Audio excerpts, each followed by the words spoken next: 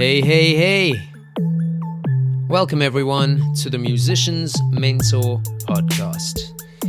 I'm your host, Travis Mark, and I'm super duper stoked to say that today I will be talking with singer-songwriter Paul McCoy from the band 12 Stones. In addition to all of 12 Stones' singles, many of you may know of Paul from his guest appearance in the Evanescence track Bring Me to Life, which we talk about in this interview.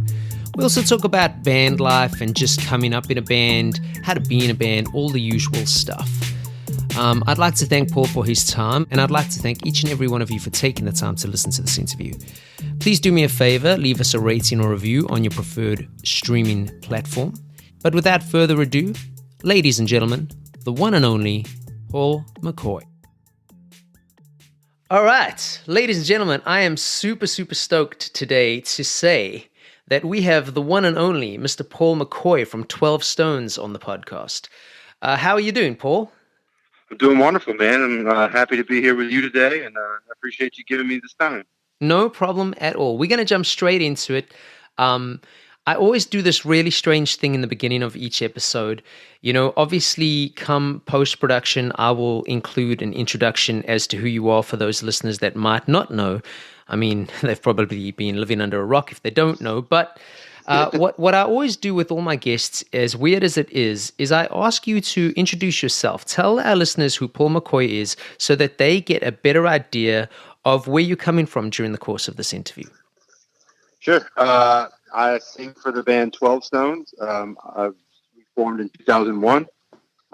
We're based out of Louisiana here, and I also sang on Evanescence's hit song "Bring Me to Life" in 2002, I believe it was.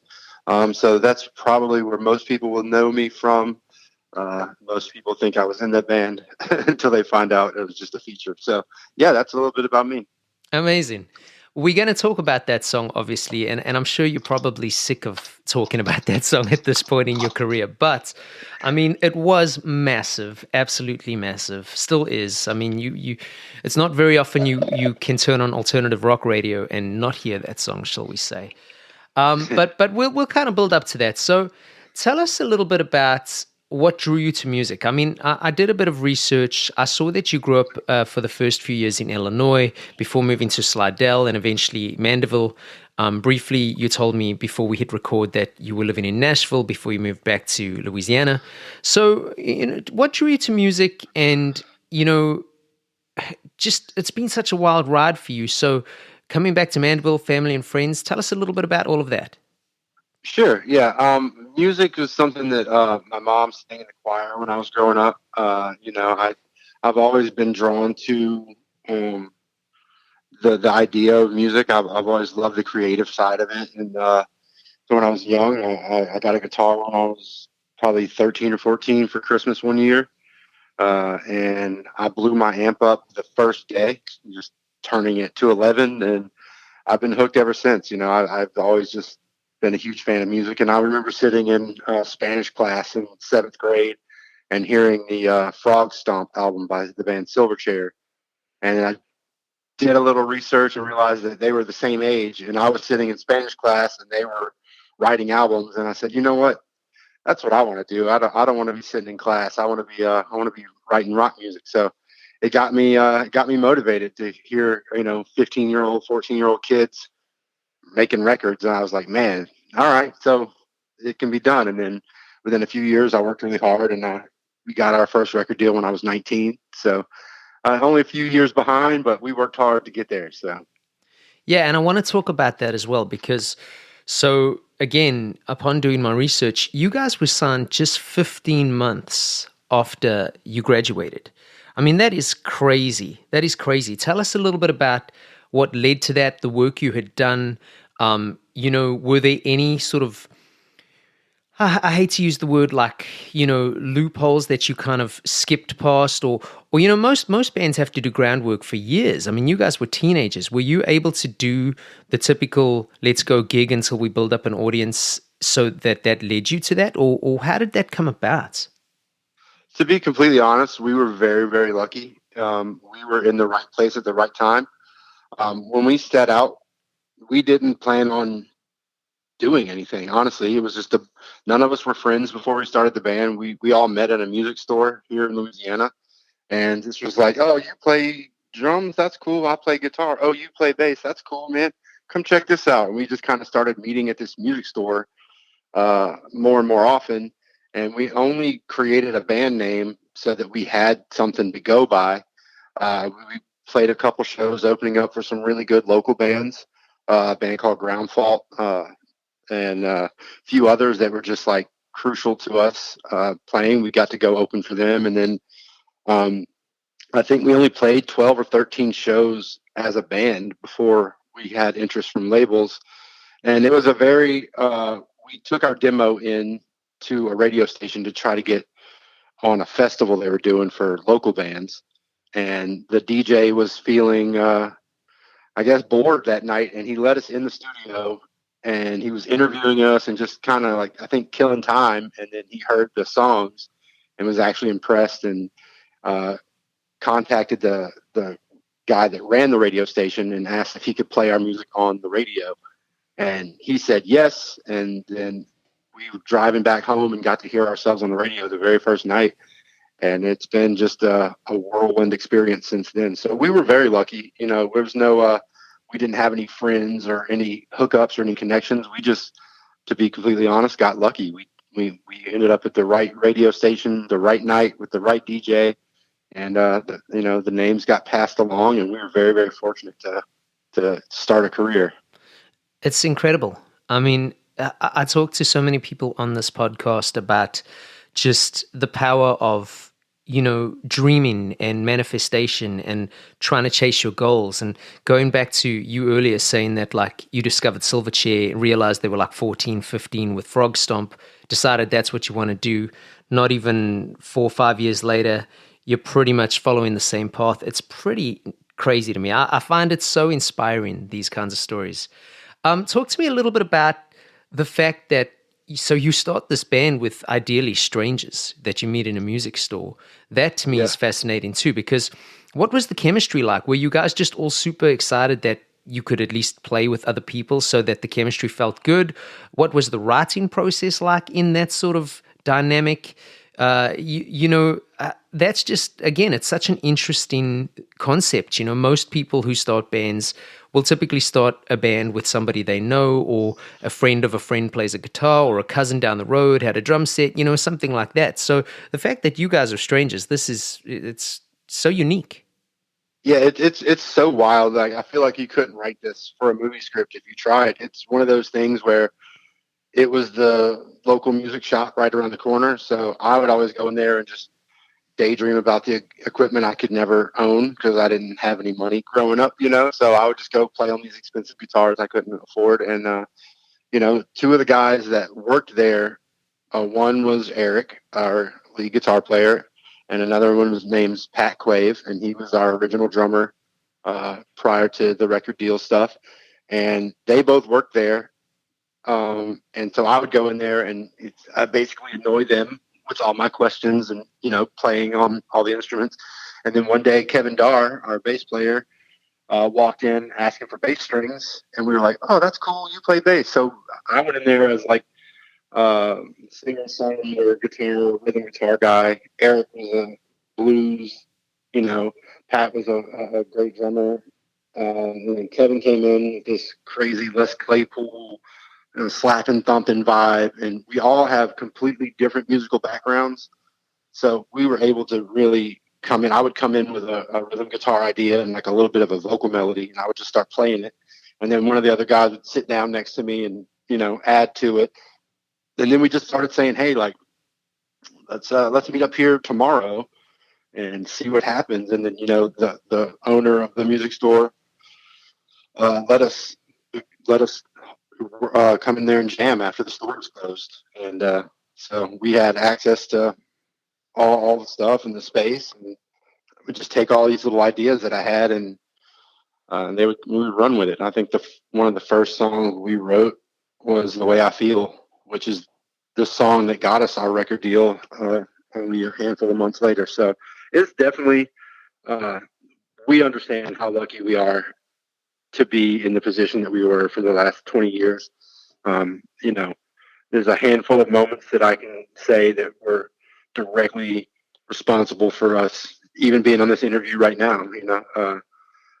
With a wonderful lady, Diana Meltzer. She was the co-owner of Wind Up Records. The first band she ever signed in her career was a little band called Creed. Um, then she went on to sign Evanescence, See Their Finger 11, some of these just bands that were crucial.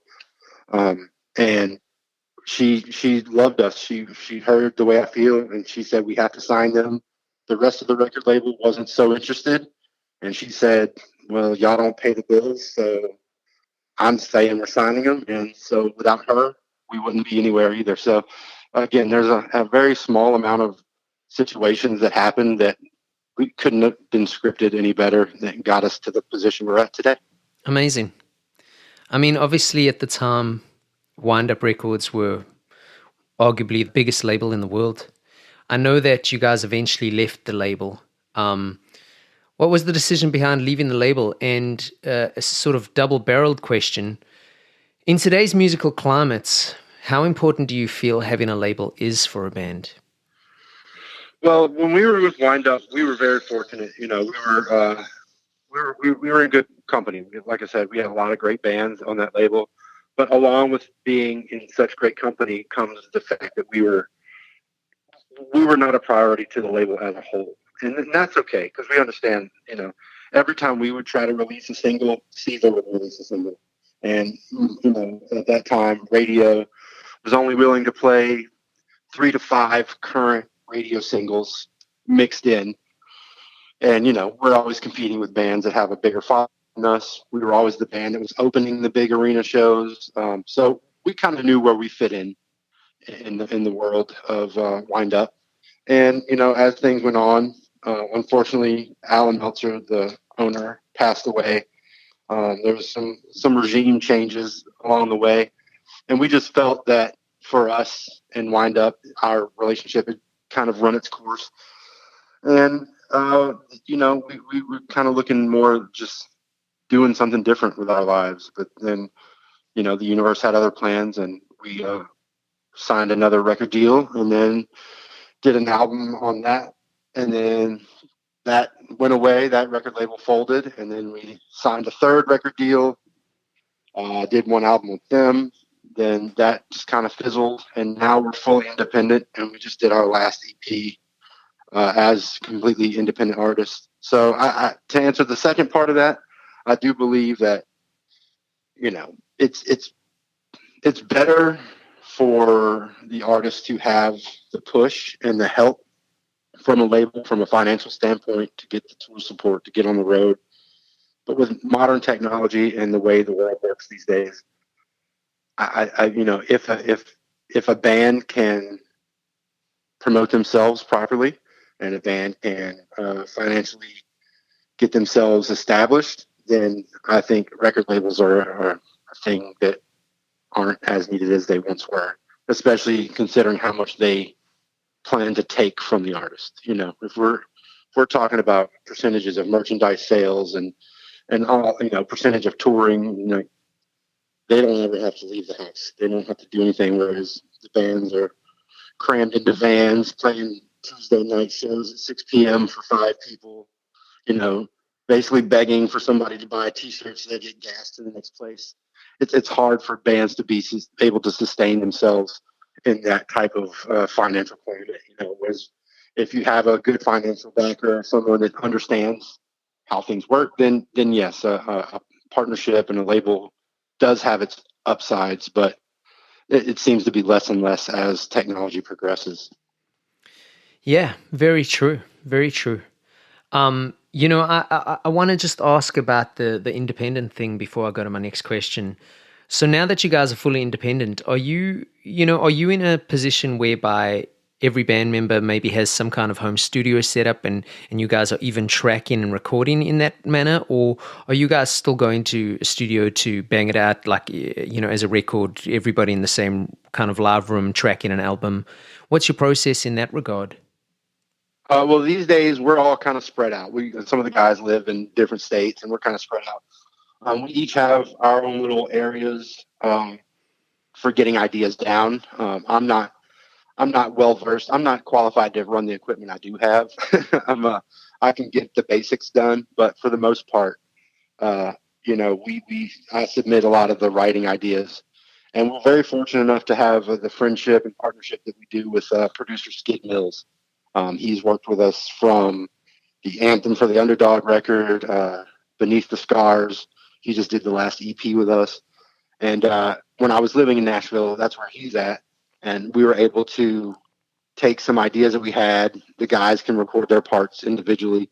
And then I would go to Skid's studio and we would do all the finalizing work and the vocals and the mixing and all that. So we're fortunate enough to have a great friend in Skid Mills that understands, the chaos that the music industry is most of the time. And so we just are able to go partner with him and get the work done. So, yeah. And, I think it's just great. I mean, the records still sound great and current, and there's really no critique you can give on the sonic side of things. So that's excellent. Just a side question here, which wasn't part of my questions, but I want to kind of just segue here from your answers.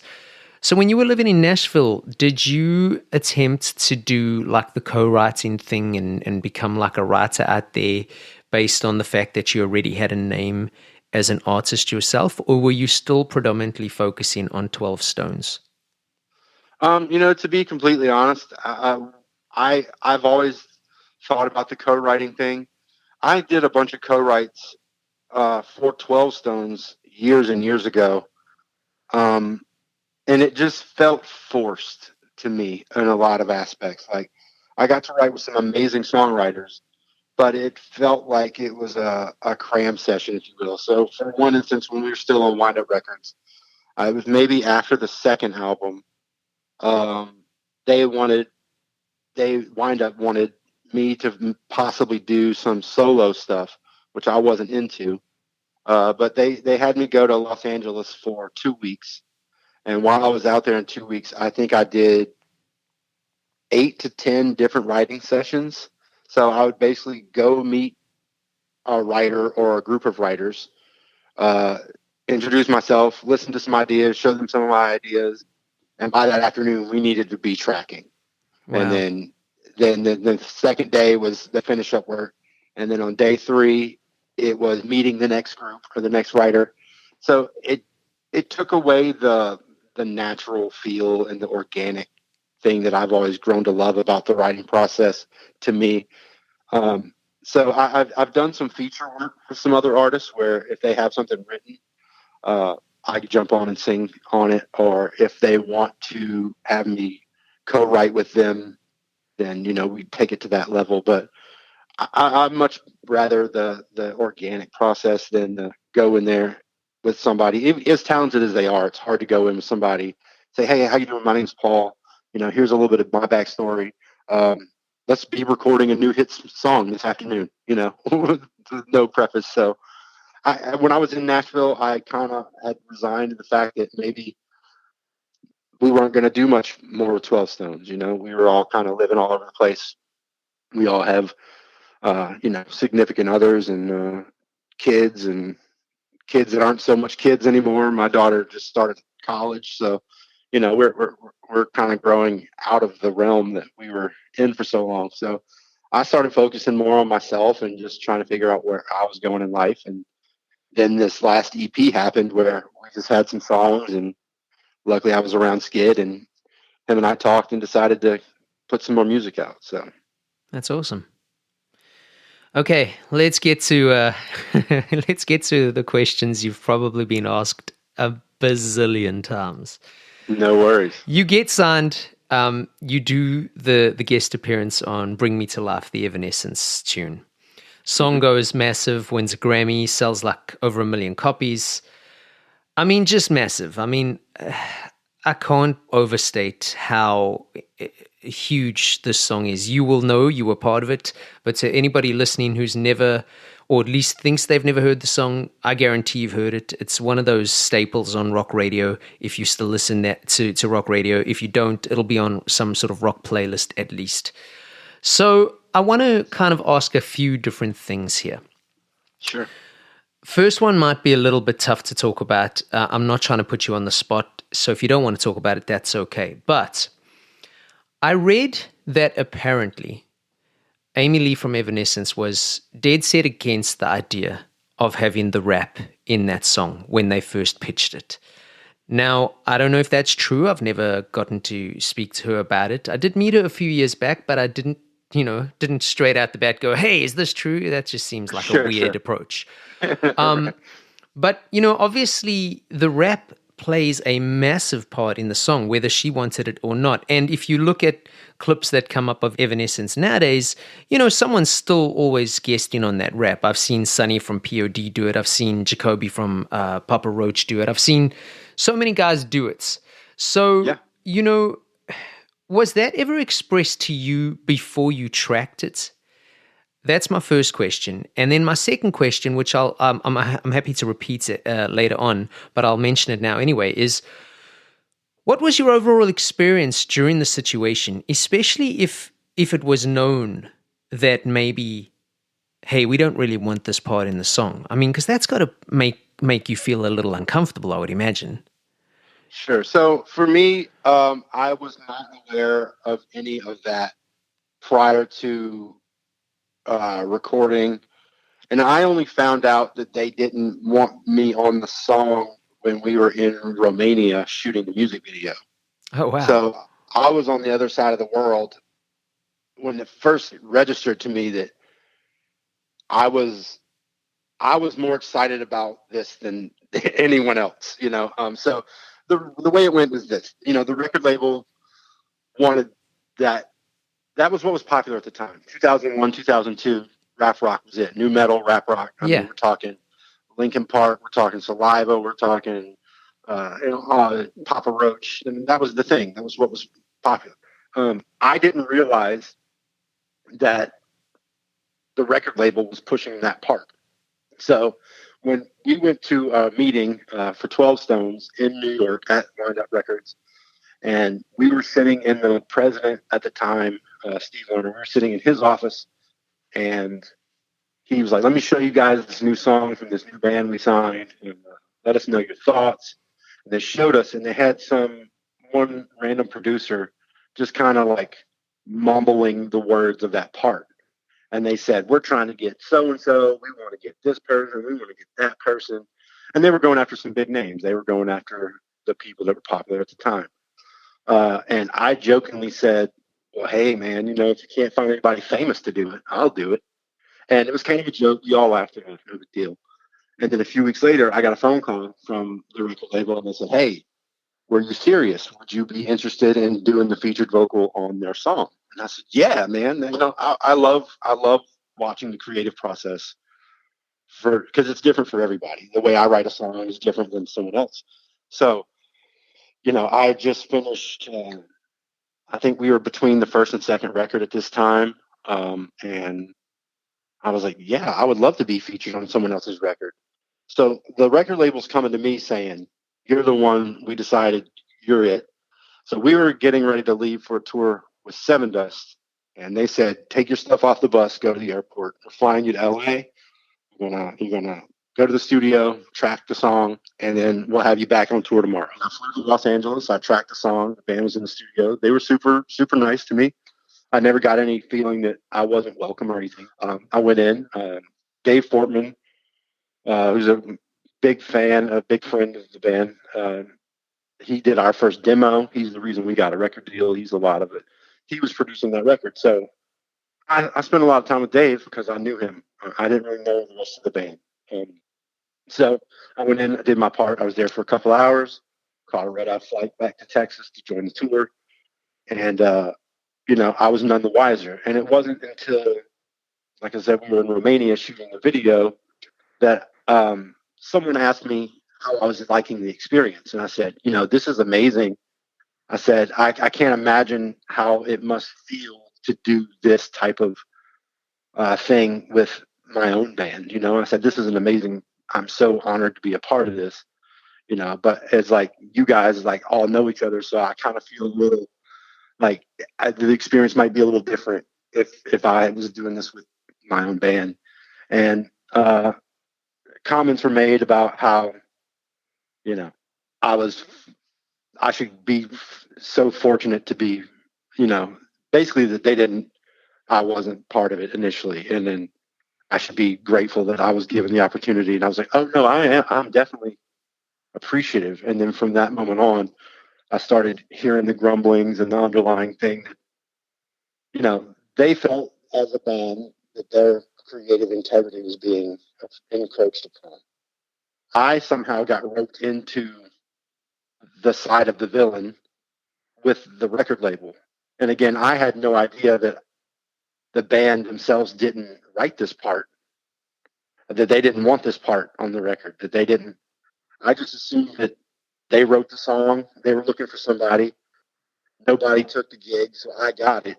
And then years later, I start reading all these interviews and Yeah. doing all these things about how, you know, and how I encroached on their creative vision. And I'm like, whoa, man, like I was invited here, maybe not by you, but I didn't know that. And if I ever felt like I stepped on someone's toes creatively, I would never, I never would have done that. That's not the type of person I am. I thought I added to it. I thought that I did the part. Again, I didn't write the part. I just showed up and performed what was written for me. So none of this registered until after the fact. I'll be honest with you, I have no idea. Was it somebody in their camp, or was it one of the producer kind of If people I that had to just guess, were I trying would to say it add was that into the probably song? a producer outside of the band. But again, I don't know. I showed up and the part was written. And I was told, "This is where you sing. This is what you sing. Do your best." And that's what I thought was happening. And so, I got my feelings hurt for several years there when I felt like I was like being hated on for no reason. You know what I mean? Like I thought I did a good job at the job that I was given. So we toured with Evanescence for a couple of weeks, um, right after the song had just taken off. And I wasn't even allowed to do that part live with them. We were on tour with them. That's so strange. I mean, you would think, given that the song did blow up like that, if you're on tour Right. together, it's a bit So of a no-brainer. yeah, there was some weird tension for a while, but I was never angry at the band. I totally respect them for wanting to retain their creative integrity. Yeah, As songwriters, I can totally get you don't want somebody from the outside coming in and telling you, well, this song isn't as good as it should be because you don't have some other person doing something for you. So again, had I known the feelings and the vibes that were happening prior to me doing the song, my life probably would be much different now. But I would have said, "Oh man, all right, well, definitely. of course. If you're not feeling it, no harm, no foul. I'll just keep doing what I'm doing." I'm very fortunate, and obviously in hindsight, I'm very fortunate to have my name attached to such a massive song. But my intention was never to take anything away from them and what they created. I mean, that's 100% them. That they did all the work, they did all the writing. They're a phenomenal band. They're great people. So again, it's strange how it played out. And that just goes back to show you how record labels operate. Yeah. Because I was in the dark, and I thought that Evanescence had voted me over some of these other big name guys, and that was not the case at all. I think because Evanescence was so new, all the other guys that had the big names and the notoriety didn't want to attach their name to something that was not proven.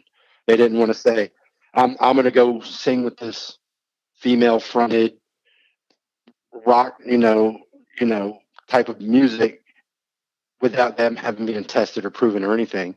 Now, in hindsight, I've heard a lot of these people say they turned it down, or you know the schedules didn't line up or something, and I'm like, don't do that. Don't claim it now. Like, you turned it down for whatever reason, you didn't get the gig, but don't make it sound like I just got the scraps. You know what I mean? Like, Yeah. and that's kind of some where my frustration comes in. It was like, I see the interviews, and I read the articles, and the thing is, people tag me in this stuff constantly. So it's not like I don't see it. I see every interview that someone's done that says, yeah, I was gonna do it, but it was not my thing. It was like, well, that's not what happened. It just makes me feel like I'm just the little kid that got the leftover scraps because you were too busy to be on it. And now that the song has been a huge success, now you want to attach your name to it somehow. Yeah. When you passed, right? So you didn't do it, and now you're trying to take it from me, even 20 years later, when I'm the one that had to sit here and get told that I ruined a song or I was encroaching on it, and it's gotten to the point where it's even been debated online where I inject myself into these debates because I think it's funny to see people argue with me on how things happened without knowing that I'm the one that it happened to. It kind of makes me laugh, honestly. But I see people talking about how, because she's a female, that my masculinity wouldn't let me just let her have her thing. And I'm like, I was invited, I didn't, I wasn't trying to, male, female is out the window. I wasn't trying to hurt anyone. I wasn't trying to take away anyone's artistic abilities or freedoms. Like, I was invited, maybe not by you, but again, if I'm in the dark, am I to blame?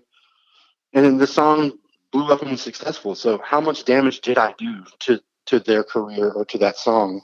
I think, and again, I was not there, so I don't really have much jurisdiction here, but I wouldn't be surprised hearing your story if, as much as you were left in the dark, they were probably left in the dark too.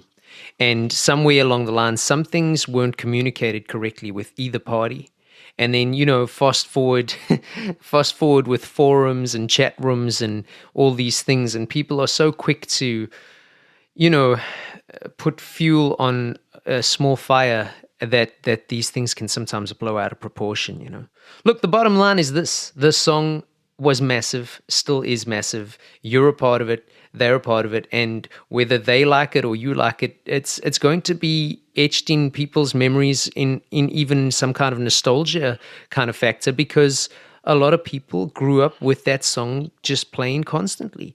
So Sure. I think you did a great job. I think they did a great job.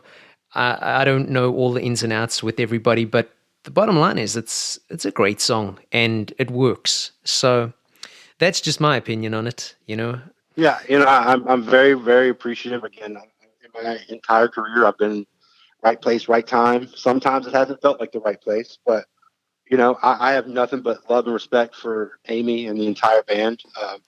I don't have any ill will. I'm not upset about the way they feel about the song. I understand it.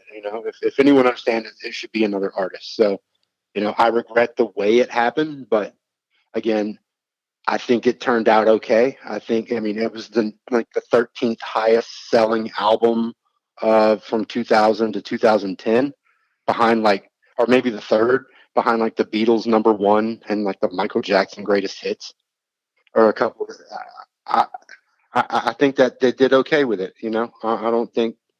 I definitely don't think I sunk the record for them by No. being a part of it. So, you know what I mean? I don't have any ill will. I got nothing but love for them. And I'm eternally grateful that I did get the opportunity, whether of their choosing or not. I'm forever grateful that I got the opportunity to be on such a massive song. And it definitely helped, get more notoriety for 12 Stones along the way. And we were able to include that. I got to go on the Jay Leno show. I won a Grammy. I got to do things that I wasn't able to do with my own band. So, forever grateful. Yeah, incredible.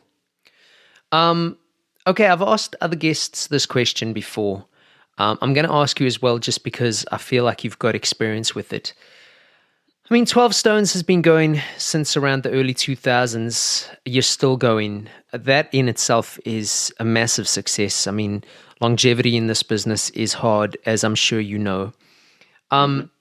Talk to me a little bit about sort of mindsets and positivity, especially when it comes to revolving band members. I know you've had 2 or 3 of your guys who are currently with you. They've been there for a few years, but obviously in the course of the 23 years, there's been a fair share of members in your band. That's normal. Anybody who's ever been in a creative situation will know. I mean, it's funny that people can leave day jobs and no one ever says anything, but people leave a band and the whole world always wants to just keep on about it. But I want to know more from your side personally. How do you stay positive in situations where it feels like, it's one step forward, two steps back? Band member comes in, band member leaves. Whether that's through their choice or yours, how do you keep that momentum up when you feel like sometimes you're being let down?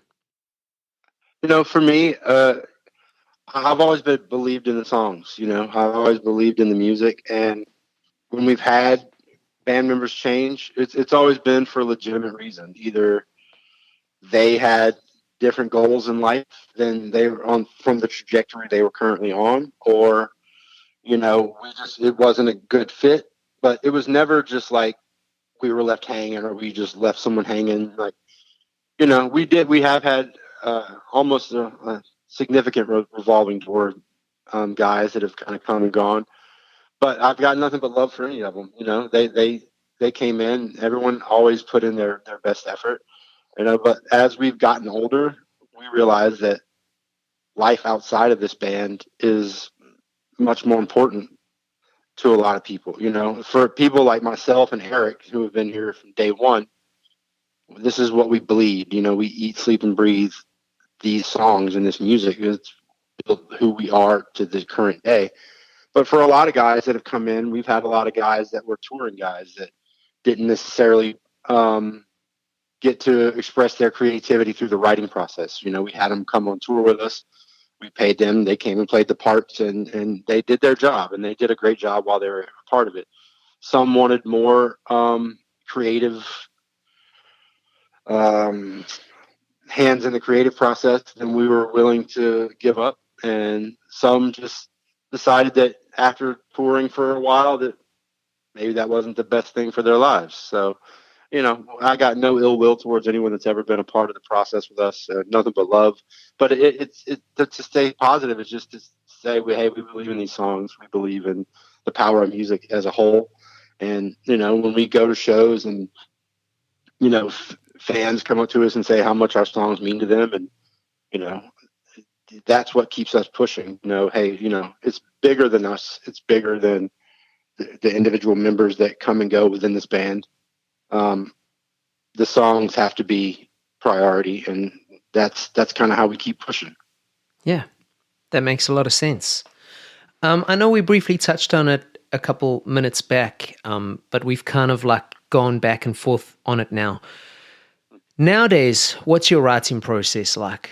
How does it work for you creatively? Do you take just ideas to the producer you mentioned and then you guys sort of shove it out? Or do you go with a full-fledged finish idea to the band and then produce it up? For me, I've always been where I traditionally write with an acoustic guitar, and I will write a rhythm guitar part that I like, and then I'll put it down myself, maybe on my phone, and then just come up with melodies on top of it. And usually when I get something that I feel like might have potential, I'll send it out to the band guys and say, hey, what do you think about this? And Eric and I have worked together for so long, and he's such a far superior guitar player beyond me that I can show him an idea and he says, all right, I know what you're trying to do. I know what you want to do right there. And then he does what I'm thinking. And so then I get that back and we were able to bounce ideas off of each other. But traditionally it comes with me just kind of writing an idea, just bits and pieces. And then I send it out to the guys. And then from there, they, we kind of send it back and forth. And by the time we get most of it done, then we can take it to Fresh Ears with Skid or our previous guitar player, Justin Reimer, also another phenomenal producer. I send him a lot of ideas and we go back and forth until we kind of feel like, all right, we're on to something here. And then we can tighten it up.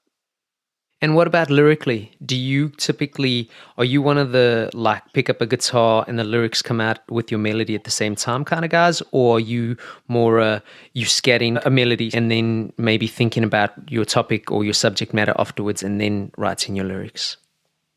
I try to let it happen organically. Sometimes the songs write themselves. They're like, for instance, for Anthem for the Underdog, I had the music for that. And when we were in a rehearsal room, I took the music to the band and said, "Hey, this is the guitar parts."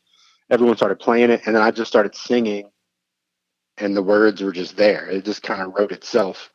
And then there's other times where like I'll write a guitar part and I'll hear a melody and I start thinking like, "Hey, this makes me feel kind of sad. Maybe this has a sad vibe to it." And then I'll hear maybe like one melody line that a word pops out, and then I'm like, okay, that goes. And then from that point, then I can kind of have that skeleton and I'll construct around it just from the basic feel that the music gives me. I really try to let the feeling of the song at its root dictate where we go, Nice. lyrically and beyond. Yeah, that's cool. We briefly touched on, the music industry and how tough it can be. When you've been doing this as long as you have, what do you think has been the hardest part about choosing this as a career path for you?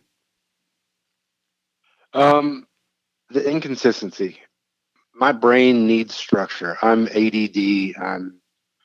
I'm hyper focused constantly until I'm not. I'm a million miles an hour or nothing. So for me, it's always been the inconsistencies, not only financially, but just not knowing where I'm going to be a week from now, not knowing where I'm going to be a month from now, whether I'm going to be on tour or whether I'm going to be in a studio, whether I'm not going to be doing anything and I need to get a temporary job to hold me over. Now, these days, um, we don't really tour anymore. We still do writing and things like that, but we've all, as we've grown now, we have consistent jobs. We all have jobs and things we do outside of the band that take priority. But that was always the hardest part for me is, missing out on birthdays. My daughter, I missed out on a lot of her young life because I was chasing the dream, as it were, and I was trying to build up, the career that therefore to keep the lights on at home. So we make a lot of sacrifices that most people don't realize. When you're gone 8 months out of the year, you miss a lot. And you never know where the next paycheck's coming from. You never know if the song's going to be good, if a tour's going to be good, if you're going to have, issues with personnel. And so that, now as being older, it's nice to have a job that you can rely on a consistent paycheck and a schedule versus being a 22-year-old kid waking up at a truck stop in the middle of the Midwest going, what state are we in? Where are we going? What are we doing? Like, I always loved the travel aspect, but just the not knowing is hard for someone like me to process for 15 straight years. Yeah, and also if you kind of go back in time to those kind of 2000 to 2010, I suppose, as far as that, it's not like the technology was as advanced as it is now. We didn't have FaceTime, and I think we might have had Skype, but like even to get internet while you were out on the road was tough enough. Yeah, we had to have the little hot spots that you had to pay like a monthly cell phone bill through AT&T. It was not good, Yeah. and it only worked in certain spots. And when I'm up and going, like if we're doing a show and we play, and we don't get done hanging out and interacting with the fans until after midnight, then it's hard for me to try to Skype and see my sleeping daughter if that's the case. And when I'm sleeping during the day, she's up and doing her thing. So it was trying to force the timing and make things happen. It's just quite a whirlwind. And I don't even have very many videos from our prime because cell phone videos weren't really that much of a thing back in the day, in the beginning, so people weren't bringing their on the shoulder handy cams to come to shows. So, I try to go back and watch video footage from our heyday touring with the big bands and doing stuff. And it's almost impossible to find any of that. Wow. You mentioned earlier that your daughter is about to start college. Is she musical at all?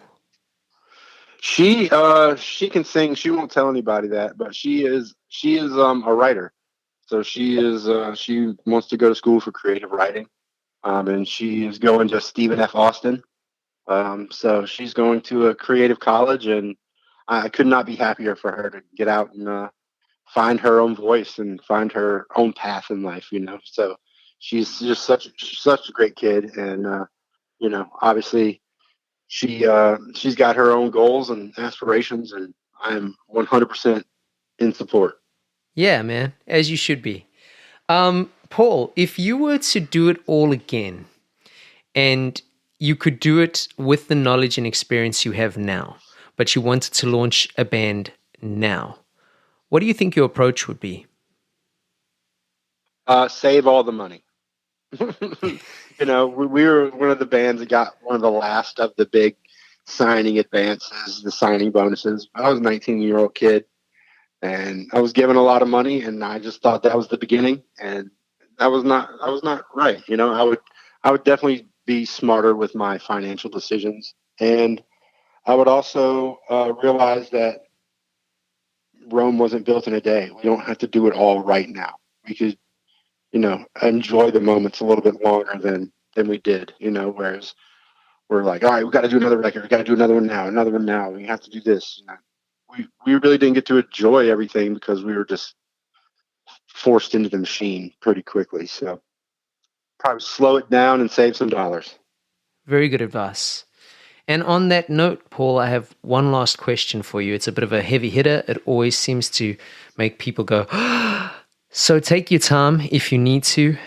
Some people just have one in the barrel. But what do you think, either through outside sources or through you discovering it yourself, what do you think has been the best piece of advice you've ever received in relation to your music career?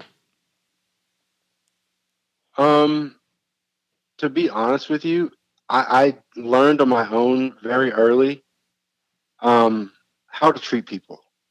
Um, being a fan first. I when I started touring, I was a kid. I was 19, and I met some people that were just like the biggest rock stars in the world as I was a kid, and they treated me as an equal. And then I met other people that were just rude and just mean spirited, not good people. And I tried to tell myself like maybe they're just having an off day, but it happened enough times where I realized like, man, if I'm as a fan going to meet someone and they look me in the eye and shake my hand and treat me like a human being, that made me feel like I was on top of the world. Like I met Ozzy Osbourne and he treated me like a human being. He didn't have to. He didn't owe me anything. Then I met other artists, which I won't name, that just looked down their nose at me like they were far superior human beings. And it really helped me realize that, like, people that spend their money and their time and their effort to come see a show, whether we're headlining or we're opening up, if they spend their money on a t-shirt or a ticket and they're sitting there watching us, paying attention, they don't owe me anything. So the fact that they took their time and efforts to dive into something that I'm putting out there, I owe them everything. So I spent 95% of my career in the crowd, with the crowd, watching all the other bands, interacting, just being a fan first. And, I'm very fortunate that I got to be on the stage and off the stage, but I've made so many acquaintances and friendships over the last 2 decades just by being approachable and realizing that, like, none of us are bigger than the music. None of us are bigger than the moment, and each show we do could be someone's first experience with us. So it doesn't matter if we played the show of our lives last night. Tonight's a whole new crowd, a whole new experience. And we have to try to replicate that night in and night out and provide these people with the best entertainment we possibly can, because you never know what someone's going through and what the show or the songs or the lyrics might mean to them. So, it's just all about being humble and being approachable and being appreciative for the moments that we're given. That's beautifully inspiring, man. Very nice. Oh, thank you. All right. Paul McCoy from 12 Stones. That was awesome, dude. Thank you for taking the time to talk to me. It was super inspiring. I can't wait for people to hear this. I'll put all your show notes in my show notes. And just, keep pushing, my friend. Absolutely. Thank you so much for your time today. And I had a blast. We'll have to do it again. Definitely. Peace out, man. Yes, indeed. Sweet. There we have it. Paul McCoy, everybody. I'd like to publicly say thank you to Paul. Make sure you check him out. Make sure you check out 12 Stones. My name's Travis Mark. Make sure you check me and the Musician's Mentor website out at travismark.com or musicians-mentor.com. But mainly, and I know I go on about this, but please leave us a rating or review. We've got some really cool interviews coming up. I want to keep these things going for you. I'm enjoying doing them. I hope that you guys are getting something from this. Until next time, peace.